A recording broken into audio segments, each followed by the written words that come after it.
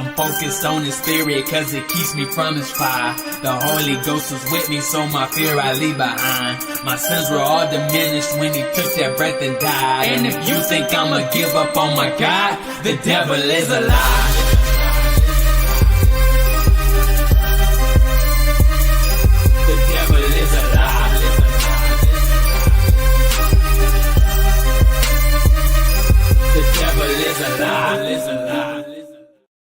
Hello, welcome to Black Tea News. I'm your host, Christina Barr, and today we're going to be talking about Senator Padilla and how he acted a fool the other day and got all this attention after he interrupted Kristi Noem, DHS secretary, which was just insane.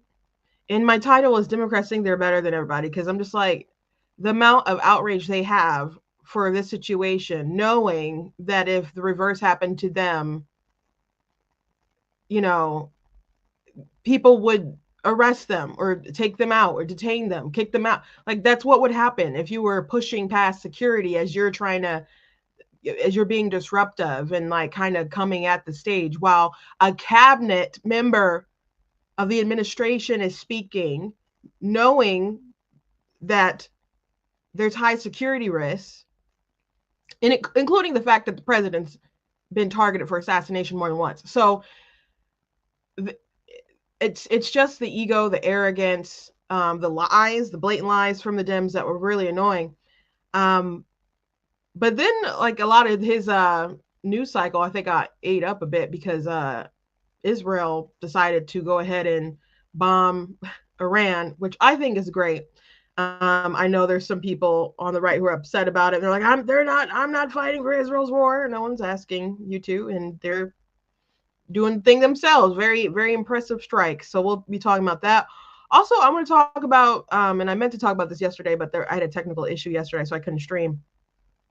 Donald Trump said some things about immigration and farmers and hospitality workers, and it made a lot of people on the right upset, and the left has taken victory laps about it because they think that they won on that issue. I am not too fond of Trump's rhetoric about that, so I will give my thoughts. But before we jump into everything, I want to encourage you guys to go to blacktnews.com, check out different content on the website, articles, videos, etc. If you like what I do here, please consider leaving a donation on the site because it does cost a stream. Run the site, all the good stuff you guys can support. I very much do appreciate it and appreciate all of you who have supported in the past and continue to do so. If you're watching on Facebook, you guys can send stars. If you're watching on YouTube, you guys can do super chats. If you're watching later, you guys can still send stickers and stuff. I think like super thanks or whatever it's called. But you guys can also check out my different books that I have available on Amazon. There's a link in the description. I'll take you to an Amazon page. I have some fiction books and nonfiction books. This is a nonfiction book, Slay Your Fear, How to Overcome a Spirit of Fear. I also have, of course, God is Blatantly Against Abortion. Man, I saw a video of Charlie Kirk when he was at Cambridge, and he was talking. He said that he compared slavery with abortion and said that, you know, one of them is worse, and inferring that abortion is worse. And there was a black woman who was like behind him, and you could just see her head tilt, and everyone just kind of took notice and like, oh my gosh, did he actually say that? I do have an article on my website making that case. It is when you deprive someone of their life and you deprive them of their future experience, not only that person, but any person that person could have had, and so on, and cut their life short, you are doing a great harm. Like, life, even as terrible as it can be, is worth living, is worth pursuing. That's why people, I think, really value consciousness, because you believe it's worth not just living, but experiencing life. You find value in that. So my like easy pushback to people who think that abortion isn't worse. I'm like, okay, well, would you have aborted Frederick Douglass? Would you have aborted Harriet Tubman and other, slaves to spare them the life of slavery? Or is it good that they were able to live their life and fight for their freedom? Or other people, or either slaves who didn't even get to fight for their freedom, that they were still able to have children and their futures were continued on and led to something better. It's good that we are able to exist and live and go on. So I'm gonna have to make a response video to that, but it's funny that they just can't see their ideology is so similar, because someone in the comments of the video was like, abortion doesn't kill a person. And I just respond, I said, you don't think they're persons because you decided they're not persons. Just like people decided that my ancestors weren't persons. Like what isn't clicking? They're all humans and deserve human rights. So anyway, I do touch on that in my book. Of course, God is blatantly against abortion. So if you haven't got it, you guys certainly can. And again, there's a link in the description. It'll take you to an Amazon page where you can see all my books. And most of my books, though, I showed you guys 2 of the nonfiction. The rest are fiction. If you're looking for something cool to read over the weekend, I got you covered. Lots of things to go through. So I do apologize. Yesterday, I was going to stream, meant to stream, and I was, sitting down in front of my computer, makeup on and all that stuff, and it just would not connect to StreamYard. I just couldn't get it to work for whatever reason. And it said quick searches or whatever, or something with the internet connection, but my internet was fine on other platforms. So I don't know what was up with that, and I couldn't get it to work. My sister actually said that she tried to stream earlier, and she couldn't get it to work either, her streaming. So she just went on TikTok for a while and painted.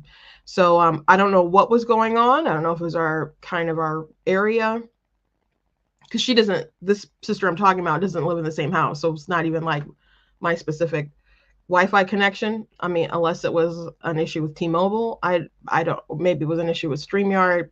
I'm not sure. I do apologize though. And I totally meant to talk to you guys about some of this hot tea, but there's still more tea to be had. So anyway, let's start off with Senator Padilla. And I think it's so funny. This man interrupted Kristi Noem, and everyone, there's a rhetoric like, oh, she should have known who he was, and everybody should know who he was. And first of all, there's a lot of people in politics, and I don't know who this man is. If he's walking down the street, now granted, he's not my senator, but there's a lot of people who don't know their own senators. I just no idea. I can't think of like an interesting narrative surrounding this man that's been in the news or anything. I don't know. Regardless, he was disrespectful.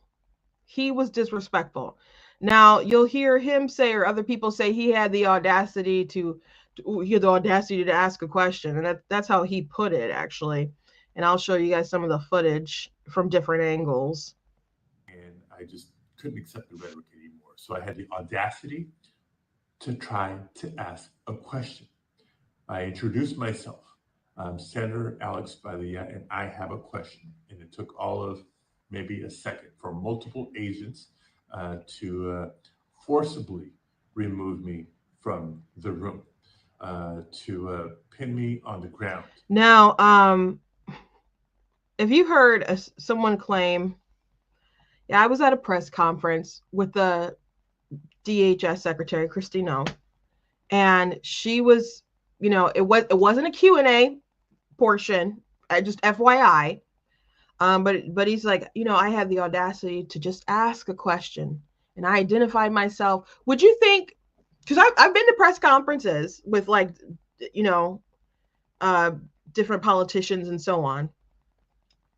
And what happens is that people raise their hand respectfully and someone calls on you. Or maybe in some cases, I'm sure we've seen press conferences where people are just kind of like raising their hands and maybe shouting a little bit, but it wasn't even that time to ask questions, take questions. But you would think from the rhetoric from the left, including the senator, that he just was there and just kind of raised his hand like, I'm Senator Padilla, and, blah, blah, blah, blah, blah. And then he was just rammed out of there. Is that sort of the implication that you would get from how they're describing things? because that's really not what happened. It's really not what happened. So he did identify himself after he started being pushed out. So let me try and find a good angle that I want to show you guys. But it was really crazy. Really, really insane. And the audacity. Now, I want to show you guys this angle because you can hear a ruckus before he says, "My name is such and such." And what they have tried to insert. Secretary, I want to know why you insist So I want on to say thank you to exaggerated every single person Sir, that has sir, been able to do hands this. up, hands up. Also, I want to I'm talk Senator Alex Padilla. specifically I have to the questions for rioters and the to the secretary politicians. because the fact of the matter is, I have So, so she's talking. It's her press conference. What they have tried to insert. Secretary, I want to know why you insist So I want on to say thank you exaggerated to every and single embellishing. person Sir, that has sir, been able to do this. hands up, hands up. Also, I want to I'm talk Senator Alex Padilla. specifically I have to the questions for rioters and the to the secretary politicians. because the fact of the matter is, I have a dozen violent criminals that you're rotating on your. I also want to talk about specifically how many of our ICE agents have been doxxed for doing their duty, how they have been targeted, and how their families have. So that's what happened. Okay. He did not immediately, he didn't raise his hand and say, "I got a question. Like, could I interrupt you?" Like, do Kanye, Kanye or whatever. Like, it was just aggressive, man. It was aggressive. So let's look at some other angles. I'm Senator Alex Padilla. I have questions for the secretary because the fact of the matter is, I have a dozen violent criminals that you're rotating on your. Hands up. How many of our ICE agents have been doxxed for doing their duty, how they have been targeted. I'm Senator. So I'm sorry, this is ignorant. This is ignorant. He had no right to do that, to act a fool. What about decorum? I know you don't like the administration. I know you don't like maybe Kristi Noem and the people working there and his agenda and the policies and whatnot. Maybe you don't like any of that stuff. Maybe you don't like how they're doing their job, but you have to at least respect the office a little bit. Just or just not even the office. Just have decorum.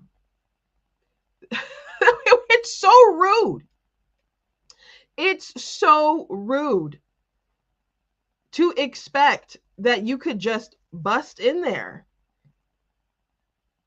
I think this might be the one when he's on the ground. Hands up, hands up. Oh, no. I'm Senator Alex Padilla. I have questions for the secretary because the fact of the matter is, I have a dozen violent criminals that you're rotating on your.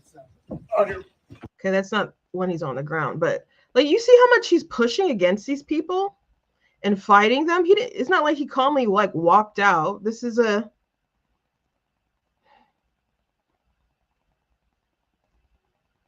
He's acting a straight fool. Hands behind your back.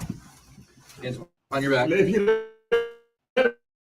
you know my hands, go ahead, stand behind my back. All right. Cool. Other hand. Lay flat. Lay flat. Other hand, sir. Other hand.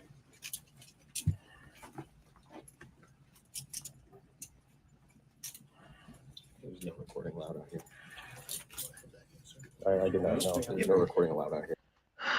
So he can't say he looked like a crazy person. I think he sounded a little drunk, to be honest. Apparently he wasn't. I don't know. Who knows? Maybe he was. He seemed like a crazy person.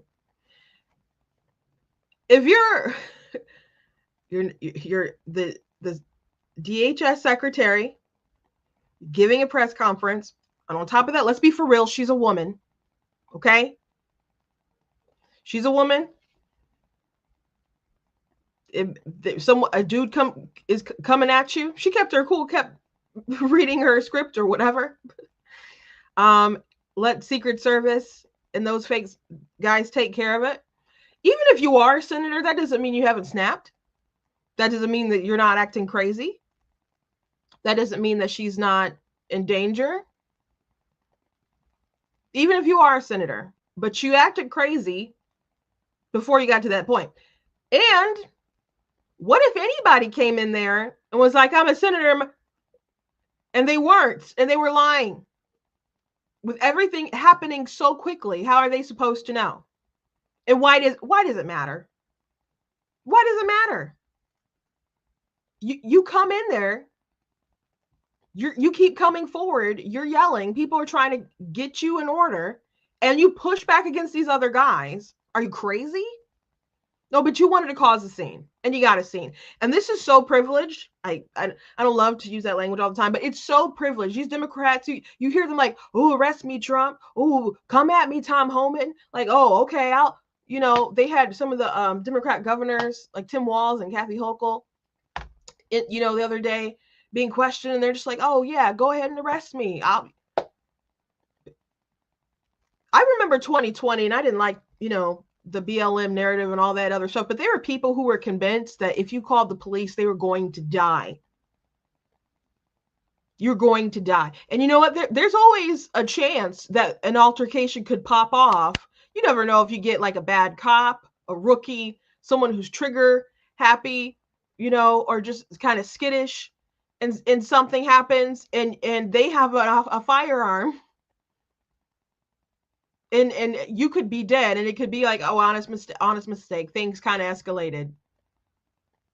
But you go into a situation maybe hoping that you cause a scene, that you end up on the floor with your hands in cuffs, or know that you can at least act a fool. Maybe that's a possibility, maybe it's not a possibility, but you're open to it, and your staff is filming. You are so privileged. You are so privileged. And the narrative right now is, oh, if it could happen to a U.S. senator, it could happen to anyone. Well, if it could happen to anyone, it could certainly happen to a U.S. senator. It could certainly happen to a U.S. senator. So why are you surprised? And why should we care? Why should we care? Like, in my mind, I don't have this pulled up, but do you guys recall the father from Loudoun County who was at a school board meeting, I guess, and the superintendent was there, and there was a lot of parents there who were upset about the books in the schools and stuff. He was there upset because his daughter was sexually assaulted in the bathroom by a boy in the skirt, and then the superintendent was like, oh, we're not aware of like any sort of incidents or whatever, lying through his teeth about it. And the father at one point just gets rowdy, and they wrestle him out, they get him out. And they click, take pictures of him. If you search, you can find articles with him on the ground and photos with his belly all hanging out because his shirt went up. And I'm sure those images were used to try to embarrass him. And then those articles end up in a footnote when the National School Board Association tried to they coordinated with the White House to make a letter and to send it to Biden's DOJ, asking could they use the Patriot Act on some of these parents who are going to these school board meetings. That's what they think about normal people. And that was a father upset at the lack of justice for his daughter.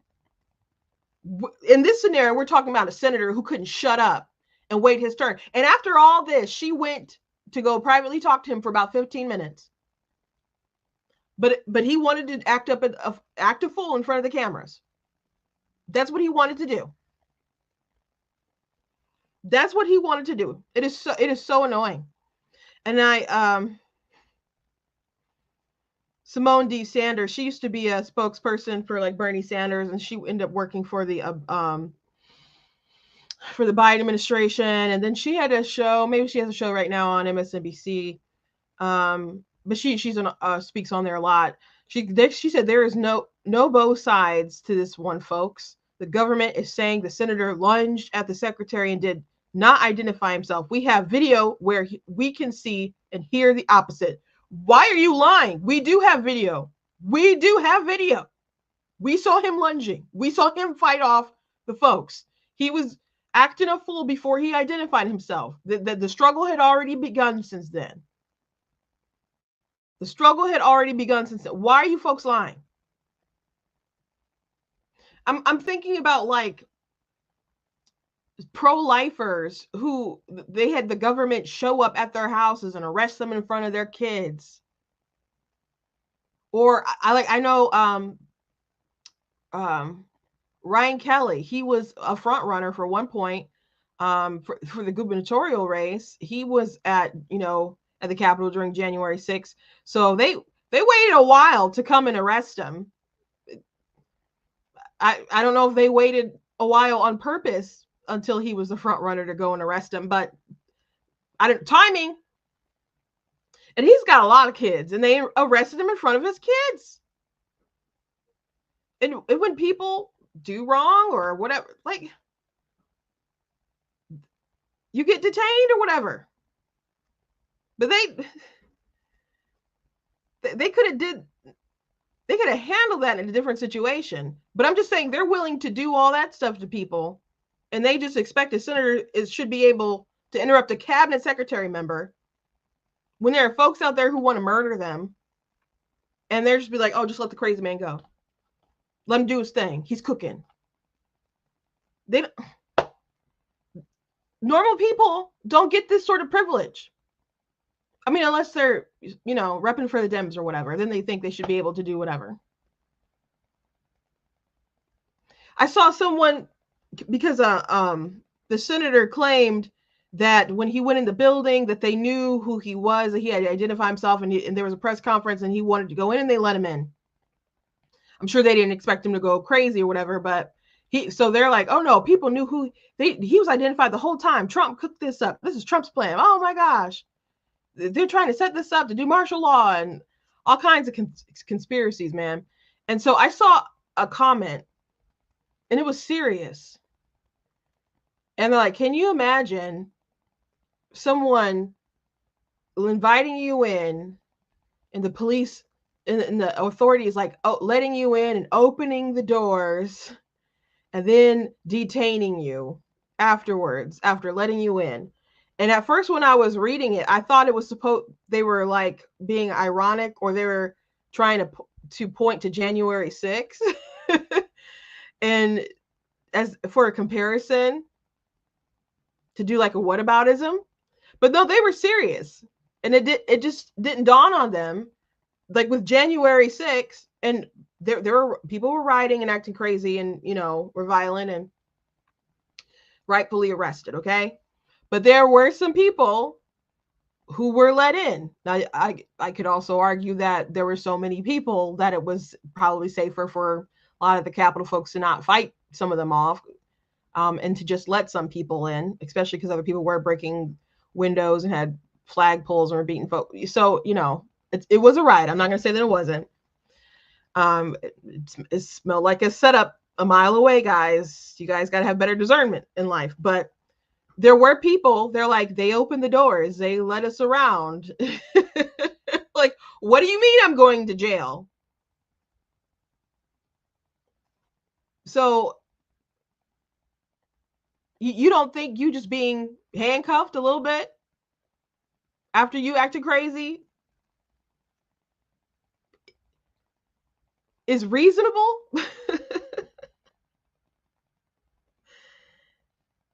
It's just really annoying, guys.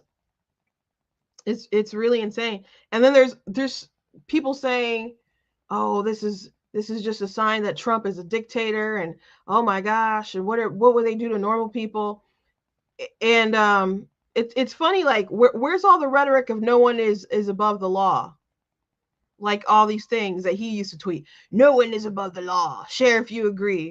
In the United States of America, no one is above the law, including former President Donald Trump, found guilty on all 34 counts by a jury of his peers in New York. And by the way, that was the dumbest case. They got him on the dumbest thing for signing 34 checks, paying for a private matter with private funds. And they charged him for each check, for him filing it or whatever for business expense, each line. It's not like he committed 34 different crimes. It's the same one And even if he did falsify business records, that's a misdemeanor and it should have been timed out. So they had to go to a Riggett with some kind of felony.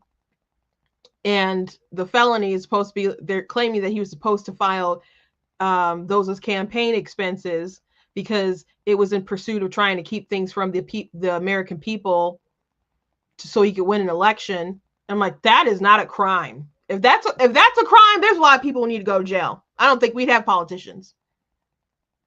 You concealed something, you lied to the American people, you're trying to hide it from them. So you got to go to jail, all 34 counts. But that's what you think the former president of the United States should have went to jail for? That's insane. But what they're saying about the campaign finance stuff, he didn't break any laws. It's stupid. It is stupid. I promise if you tried to pay campaign finance or listed as that with contributions or whatnot, he would have gotten in trouble for that. I don't even think it's jail time. I think there'd just be fines. So this is insane. All this is insane. But they're like, 34 counts. No one's above the law. And what's insane is they knew it was crazy. That the law, the math really didn't math. But it was a way to get Trump, so they don't care. Donald Trump undermined our democracy. His announcement should be no way impede the multiple investigations into him, his campaign business, and his former administration. No one is above the law. No one is above the law. The law, the law, the law. No one is above the law. And bro, you couldn't just stand there and be silent. Like you wanted some attention, and now he's fundraising off of it. He's fundraising off of it. I get it. It's just annoying, man. It's annoying. And everybody trying to play along with it as if it wasn't crazy. Speaker Johnson said that he at least needed to be censured for it. And, I think so, but I don't know if that'll happen. Of the House, Yes. the constitutional officer of this branch. Yeah, and what of it? I mean, The idea that you said this is a Senate issue. This isn't, these are members of Congress.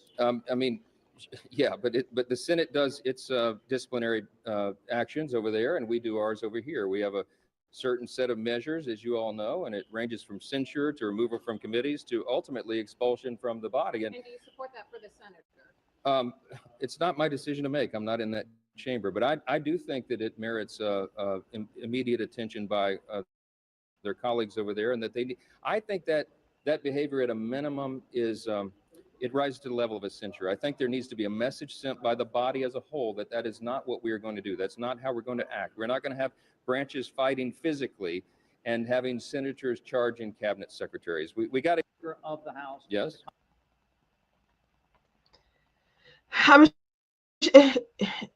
And she's again, people tried to assassinate Donald Trump. His inauguration, I was there in DC for it. And they're like, oh, we're not going to have it outside. And they're like, oh, because it's too cold. It wasn't that cold. It wasn't that cold.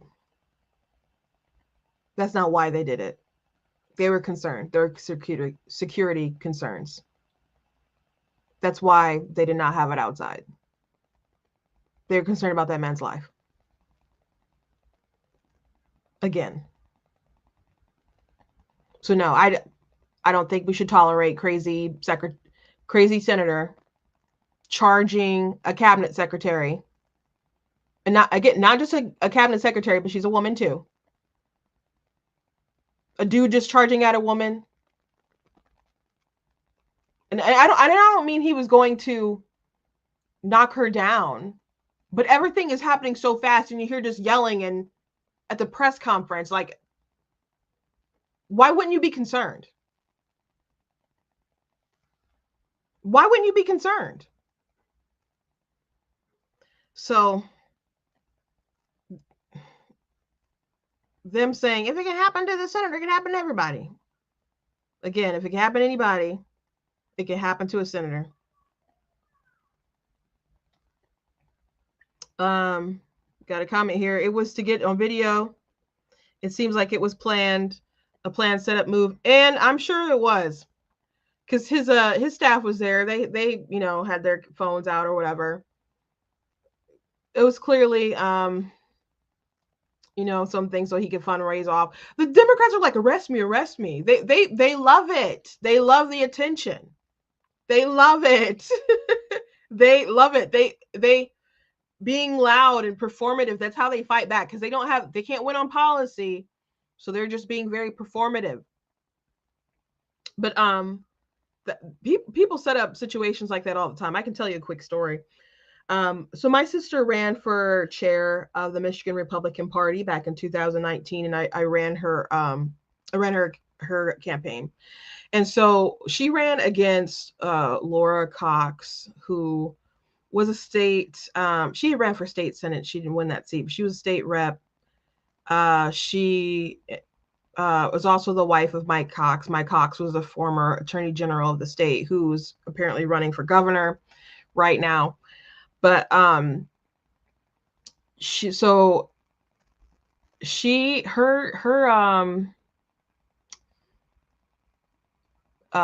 manager is Stu Sandler, which Stu Sandler just got a promotion working for Senator Scott. No, not Scott. Senator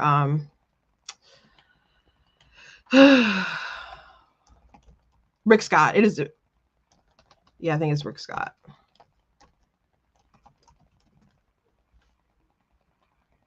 Yeah, he just got promoted position under Rick Scott.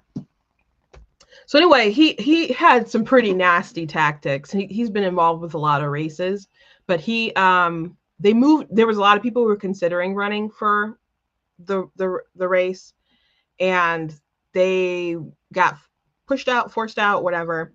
And it was just me and my sister like, no, people deserve an option. They deserve a choice. So we're going to stay in the race to the very end.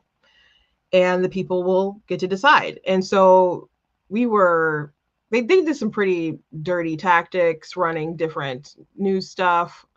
They put out mailers alleging that my sister was pro-choice because she ran for office for one time in a seat in Detroit that she couldn't win, but sometimes you put your name on the ballot just so there's a spot in there. She actually worked for the party at the time, so she didn't fill out a bunch of surveys for different stuff. And so since she didn't fill out a survey, they're like, oh, she must be pro-choice, which is insane. If you guys follow my content, you think that accusation is really, really terrible. But they had people call and threaten us and all kinds of different stuff. But one thing that they did that was really crazy was we went to one like pancakes and politics event, and it was with the 8th district at the time. And those people like knew me, like, my sister, she worked in the GOP politics a lot, and then she went to work at the RNC for a bit. But I really, knew the chair of Ingham and stuff. And when I introduced her to my sister, she was like, I love your sister. I love your sister. I love your sister. She was talking about me. So there's a lot of love in that room for me, and also for her too, but particularly people do really love us. And so there had been some talks about some of the behaviors that their dirty stuff that their campaign was doing. But at this particular event, they weren't going to allow anyone to speak. Like if you were running for a position, but they would let you stand, and they would just acknowledge you. And so really she was there to work the room, and that was it. So we had our moment to stand, and she was acknowledged or whatever. And so the speaker of the event, who had just become like the house, like this the state house, no, he was a state senator, but he just got elected into like a higher position in the state GOP. And so he was the speaker of the event. And so during his speech, he had Laura Cox stand, and he was like, Laura, when you win the chair position, when you do this, when you do, and he just like totally did that to disrespect my sister, because she was running for chair. She was also in the room. And so he just did that to like publicly embarrass my sister.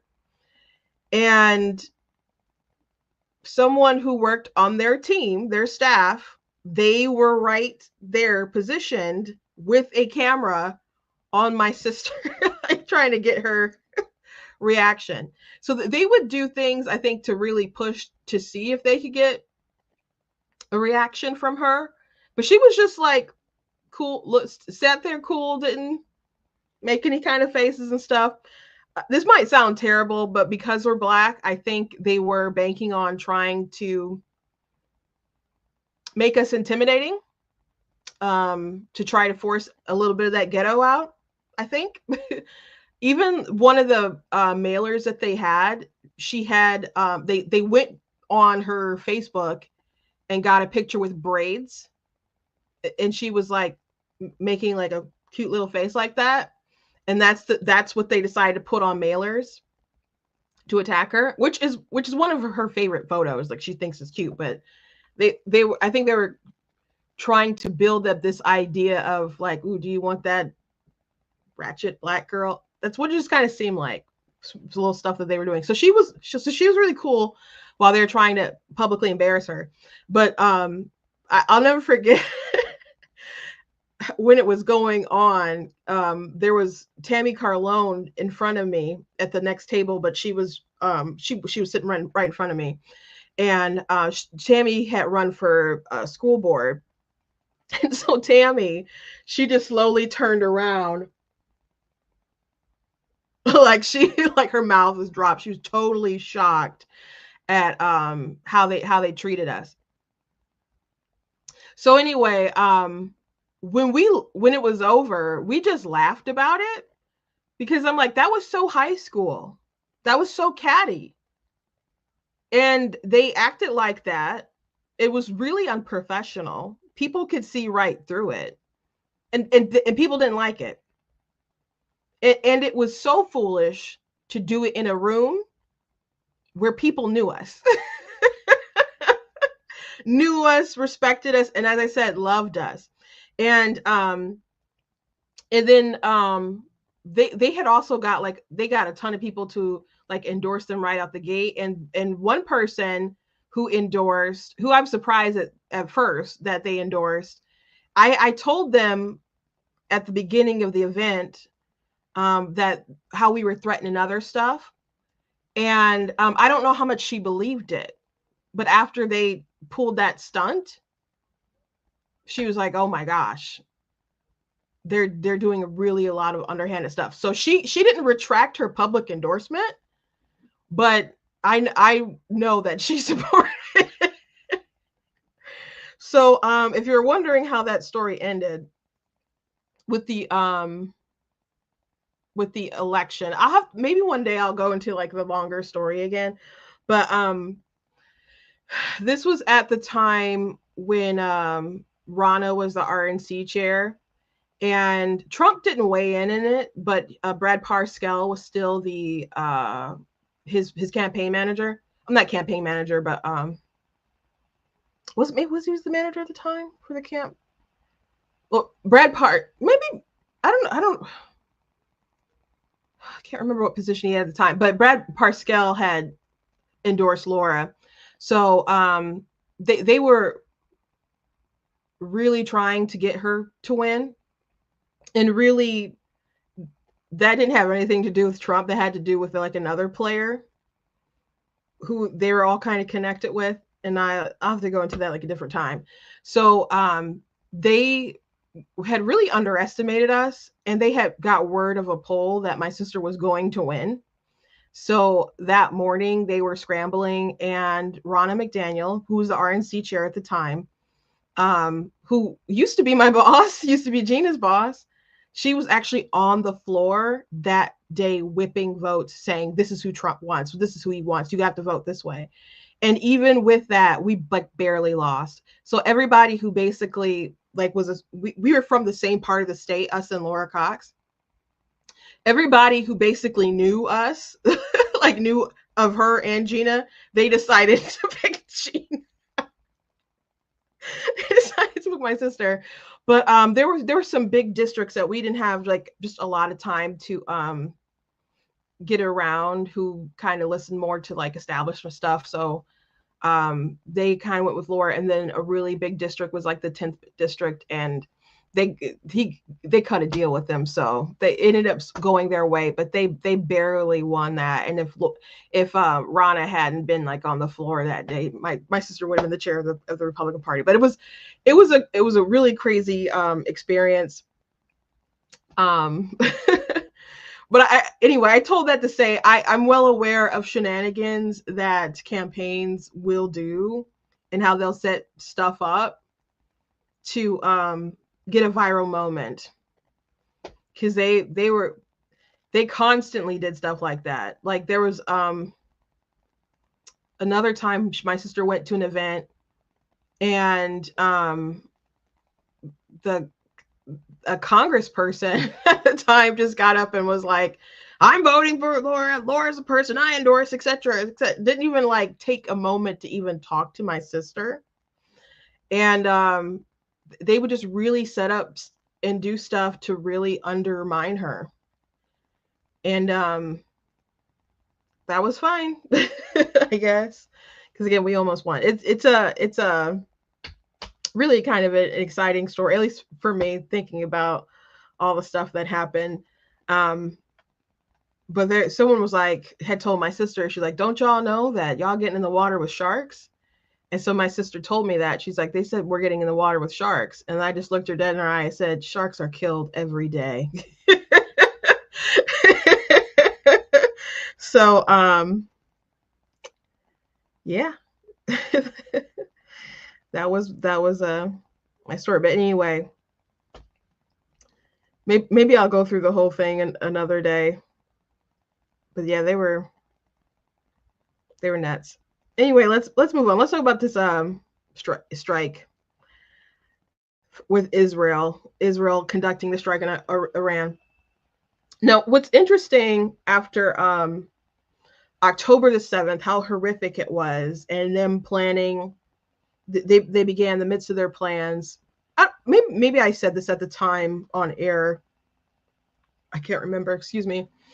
But I'm just like, if they're really serious about this war and protecting their people and like doing what they must, we got to see some strikes. We got to see some assassinations. Like, I know they got intel and all this. Like they like, we got to see all kinds of stuff going on. And so, of course, they launched their big, a mission in Gaza. But then we saw them take out Hezbollah. Oh boy, that was impressive. The whole beeper thing, like taking out the heads of them and then like selling the beepers and then like blowing them up.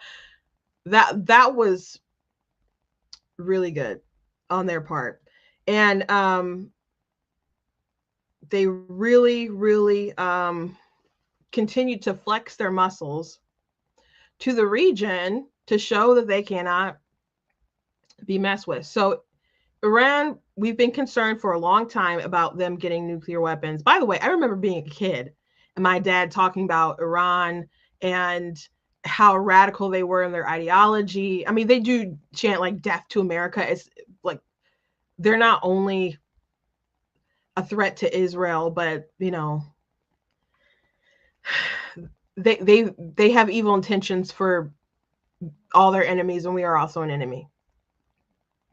Israel, I think, would probably be their priority as far as who they take out, if they could take them out, but they would try to get to us too. So Obama, of course, had his terrible Iran deal. When I worked at the Michigan Republican Party, I made so many graphics and we made tweets, and there were so many emails trashing Obama and his terrible deal. Ben Rhodes, who worked for the Obama administration, he was so anti-Israel. It was reported that his nickname was Hamas. To think that there are people who were so anti-Israel who were at the helm of the presidency is pretty insane. And then Biden, he didn't come up as like anti-Israel, but he's just weak-kneed, I guess. He'll just stand on a podium and be like, don't.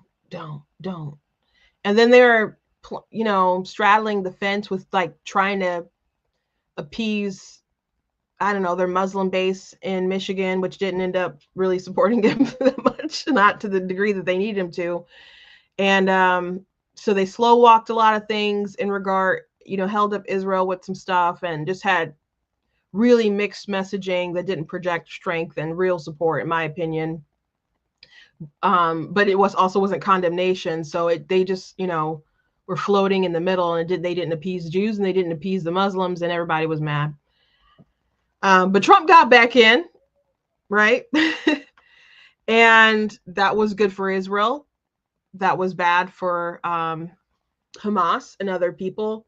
One of the survivors, who had one of the hostages, claimed that Hamas did not want Trump to get back in office. They wanted Biden to get back in office.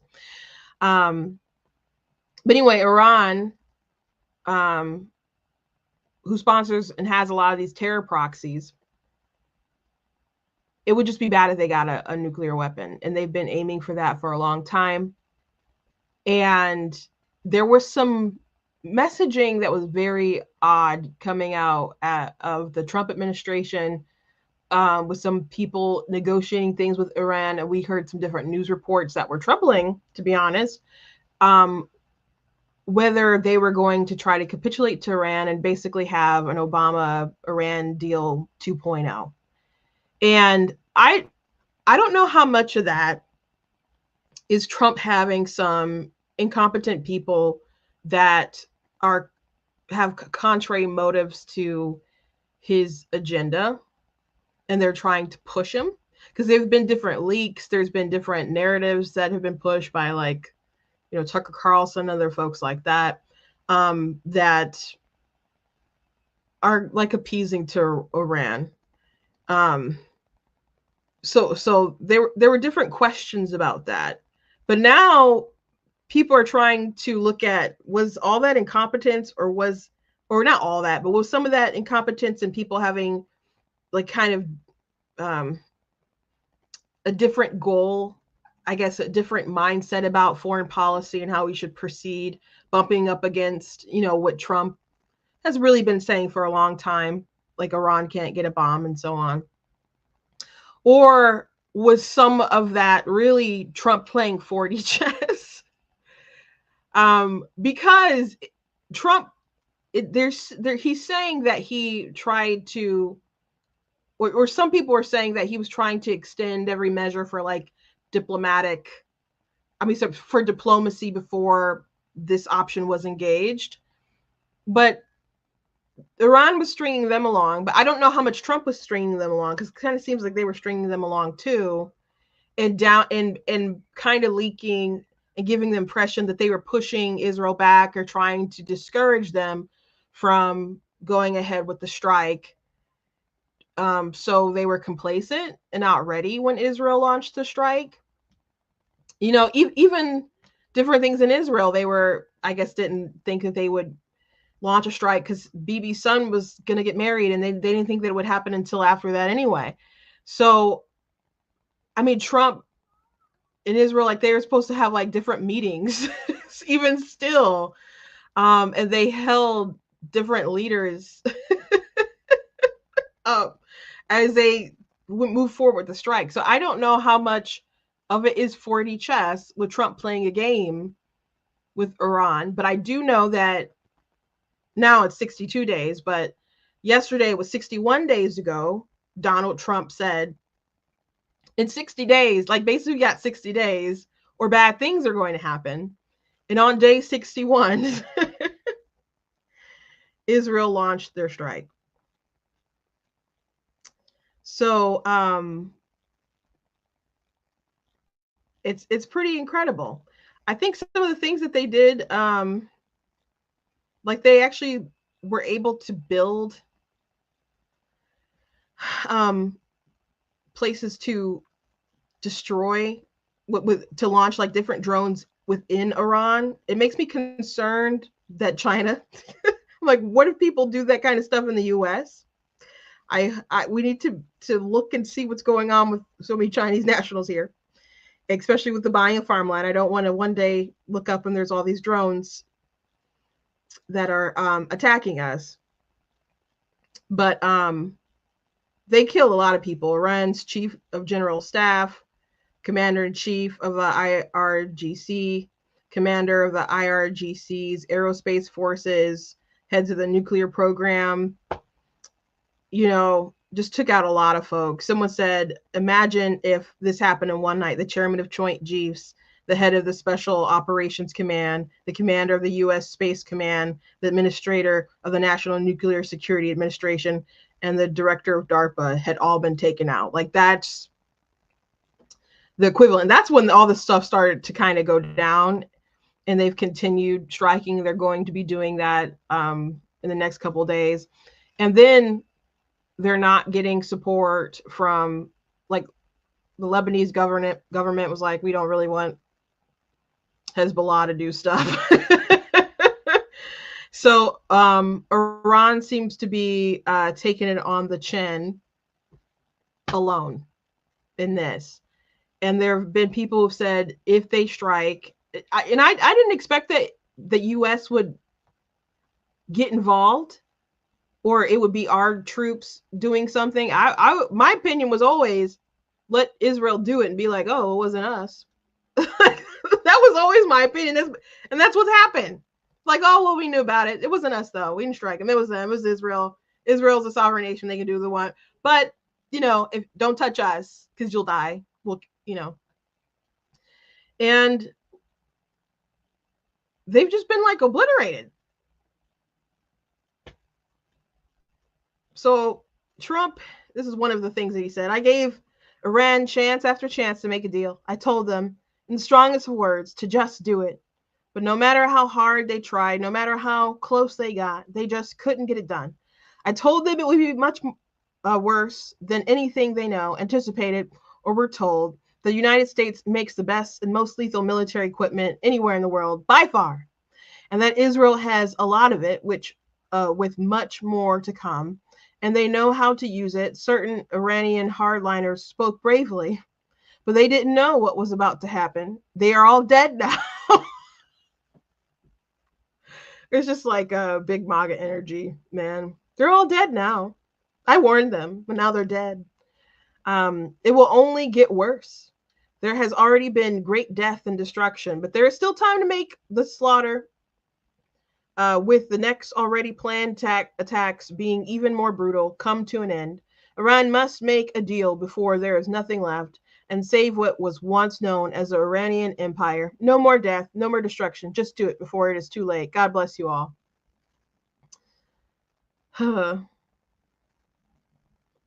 So,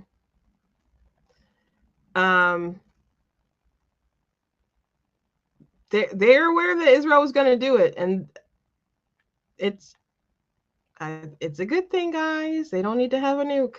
They want to kill us too. They don't want to kill us. I mean, they do want to kill us. So they took out multiple key military nuclear sites and all these figures and really kneecapped them. Israel had all these planes flying over and they couldn't do anything. I mean, they might launch a little something, but they definitely got caught with their pants down. And I think it's good that Israel has been taking out a lot of their adversaries, and that people can see that Israel can take out a lot of their adversaries with extreme competency. And I don't want America to get into a war, but I definitely did not want Iran to have a nuclear weapon, because they are they're ideologically opposed to us and don't like us for ideological reasons. It's not like a land grab situation or anything like that. They're just driven to not like us and to not like Israel. I remember hearing my dad talk about all this stuff, and the pledges to like the 5th of Mon and all this stuff when I was a kid. They just have different motivations than we do. So if you're worried, I wouldn't be. I would the only thing I'm concerned about, because they don't doing something like major military, I don't think they're able to do something like that. They can, if they can shoot any missiles or anything like that, a lot will be shot down. Iron Dome's been restocked and all that stuff. I just, Israel will protect their people. If they come against America, we will strike back in full force, I'm sure. I guess little acts of terror is a concern, and I know we have that parade. So I just hope the security is tight. I know that it will be. I suspect it will be. But they're having all these different protests going on, so there's probably going to be crazy people all over anyway. And to think they were concerned about the security at the inaugural ball. I mean, at the ball, but the inauguration. So I'd assume they'd be concerned about security with the parade too. So we don't know how many crazy people or terrorists crossed the border illegally or got in somehow, some way, or who could be radicalized. I pray there's no kind of retaliation or anything that happens tomorrow. So that's the thing that kind of worries me. But so if you pray, I just advise you to keep doing so. But Trump absolutely knew that Israel was going to attack, and he also said if Iran like tried to kill him, he's like, I left instructions. It's Iran and their proxies who have threatened to retaliate against you and your team by killing you guys for taking out Soleimani. Well, they haven't done that, and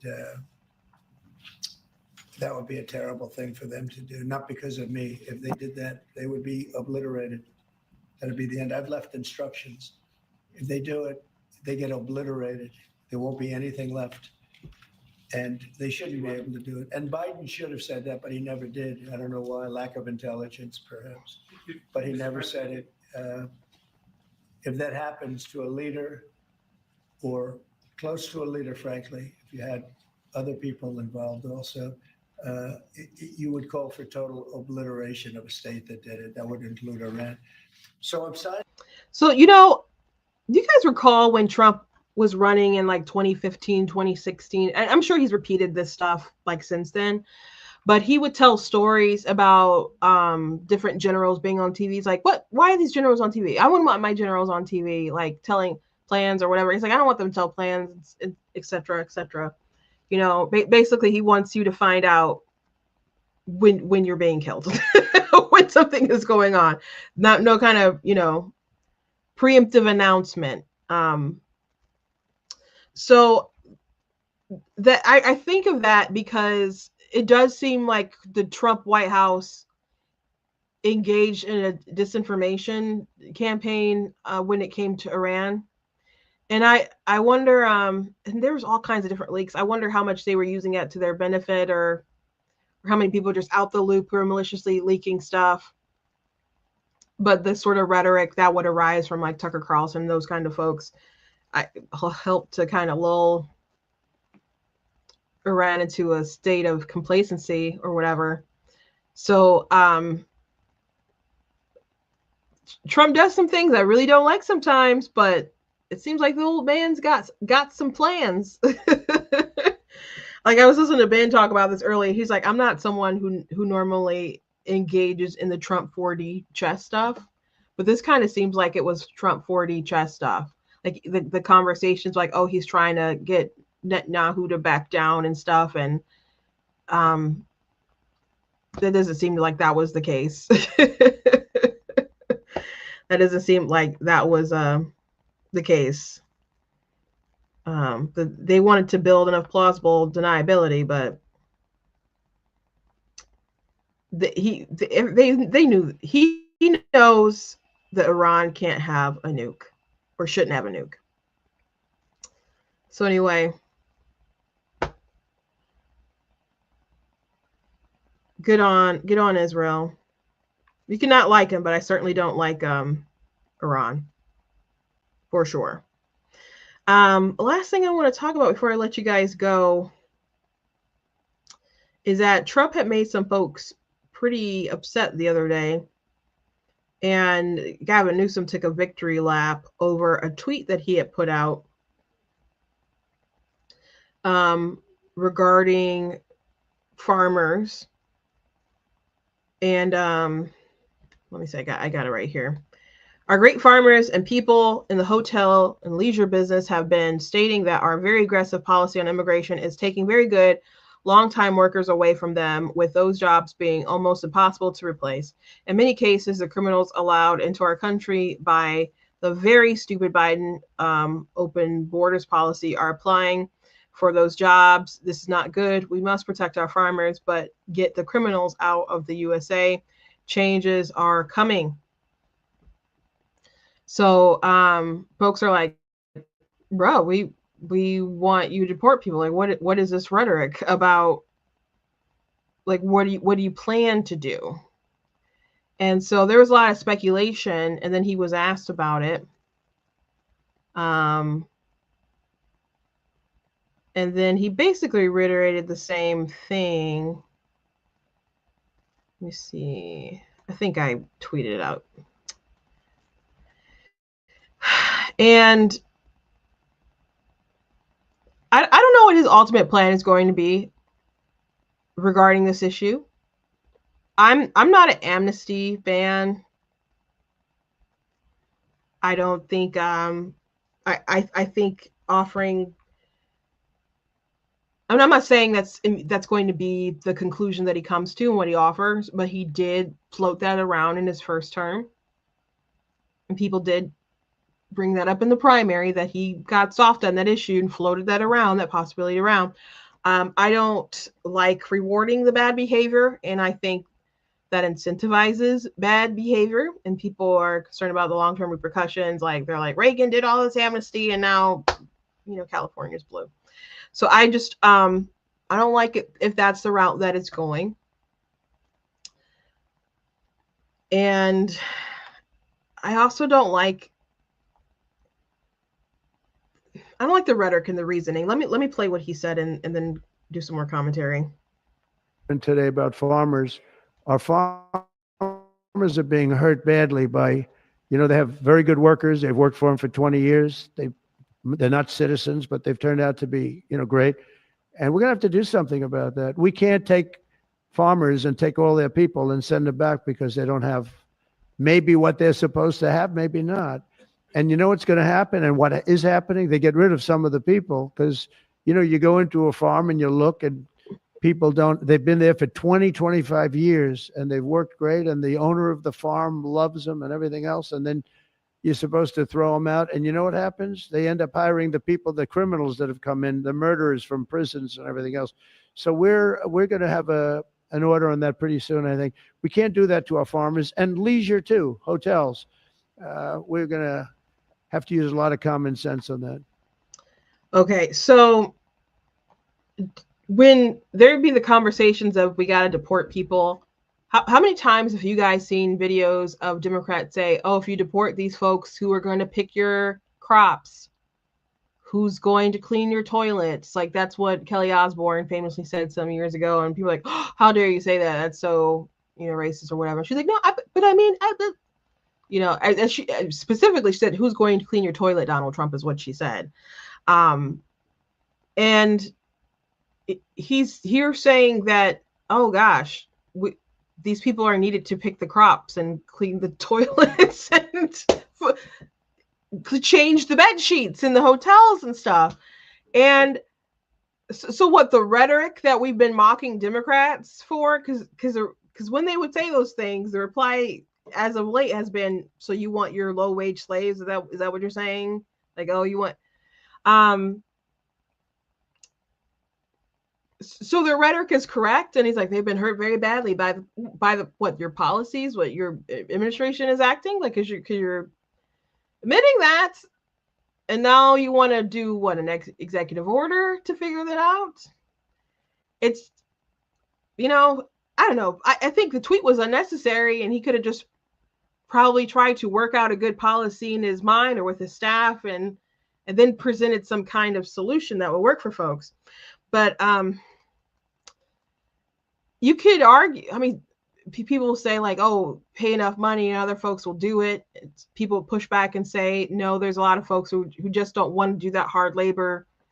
Even if you pay them a lot of money, maybe there's some truth to it. I mean, there's so many people who want to be commentators or, video gamers and influencers and all kinds of different stuff, make money on the TikTok shop and just do that kind of stuff, which, if that's what people are thinking and saying, it seems very strange to me that there was all the rhetoric surrounding the tariffs of like, we need to bring back all these manufacturing jobs. Like, maybe some people want those jobs, but a lot of jobs, like, we're very service oriented. A lot of people don't want to do like those different manufacturing jobs that folks do in China and other places. But if they do need those workers, and they want to keep those workers, they still broke the law and are here illegally.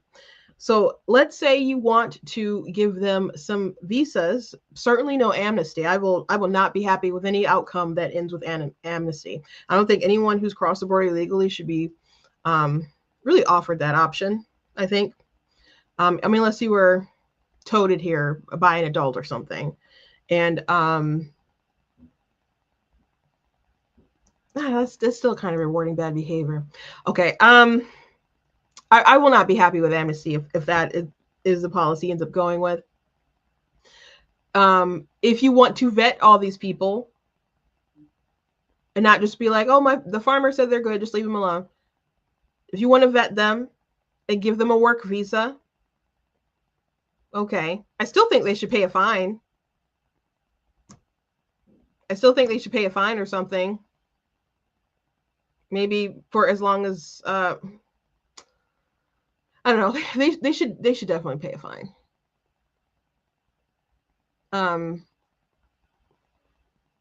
That speaks to the length of how long they've been here illegally. But you can give them someone. RC said no visas. Period. If that's the route he's gonna go, I prefer that more than amnesty. But they should be vetted and they should pay a fine.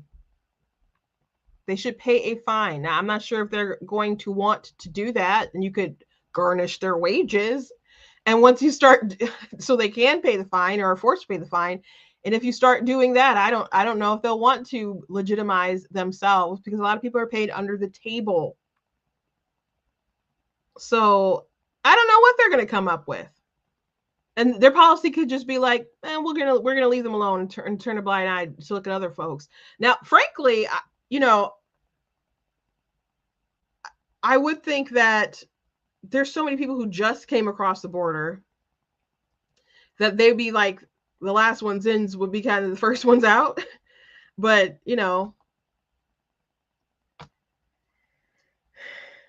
there's all kinds of people being caught up by it.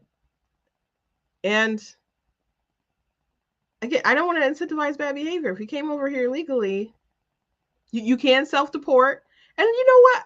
I heard Tom Homan talk about, you can go to the website, you can self-deport, you can have I think 60 days to get your affairs in order. They will fly you back.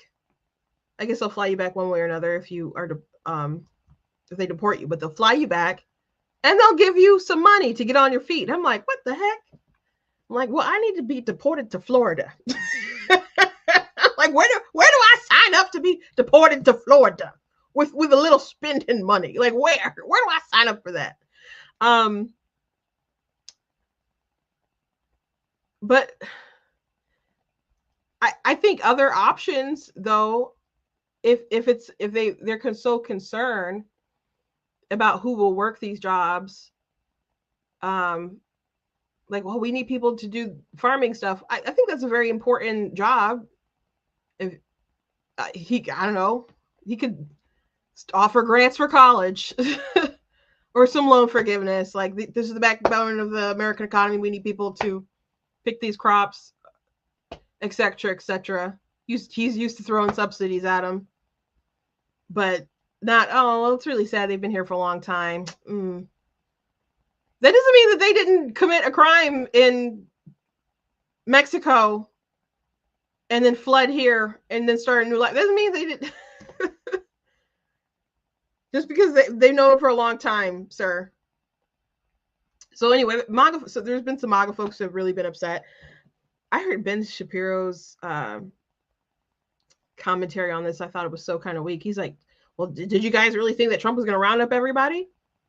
I mean, realistically, I guess not, because that would take a lot of time and money, and he's kind of moving slow for the pace to be the biggest deportation in history. So no, I didn't expect him to deport every single person who's here, but just kind of be like, oh, not our farmers, not our hospitality workers. We really need people working at the Hilton, at the Holiday Inn. That's odd to me, guys. I'm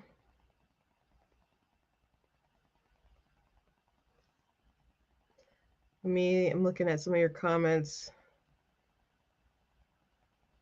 Oh, so RC did say get prisoners to pick our crops. So I've seen other people suggest that. I guess I'm not opposed to it, but that's some work, to watch them and stuff too. I just don't. We'll see what happens. I'm trying to give him the benefit of the doubt, but this annoyed me so much yesterday when he said that. Well, he tweeted out. I don't think it was necessary to tweet it. I think they should have had some policy before they start floating stuff around. But maybe he does A/B testing. Maybe because a lot of times in his first term, he might throw something out there, and I'm like, gosh, I don't like that. And then it seemed like someone would get to him and talk him out of it, and that idea would be scrapped. Do you guys think he does A/B testing? Just kind of float some things out there to see how we'll react? I'm like, nah, I can't do that. Is that a possibility? Is this an A/B test? Trying to say how we react to this? Because there's a lot of MAGA folks who are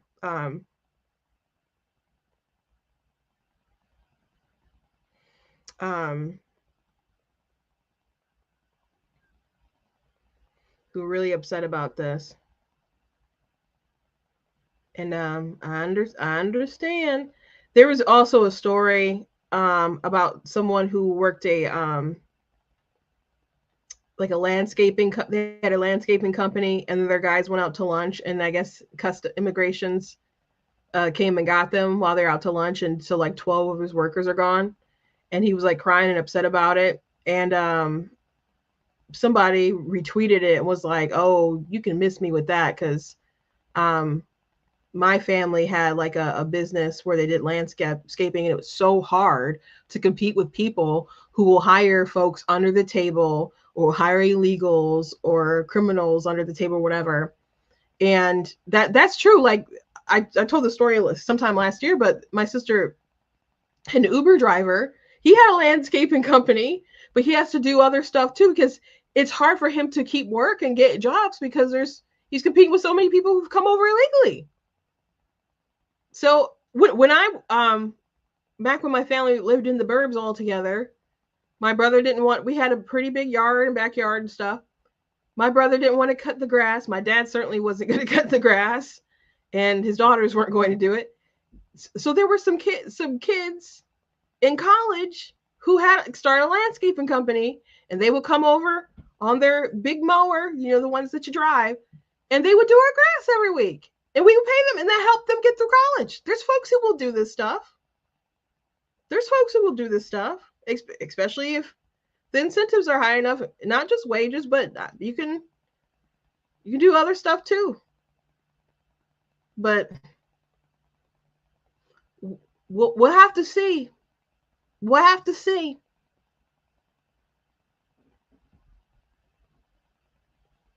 You guys are really debating the prisoner thing in the comments. I'm not sure if that's the right way to go, but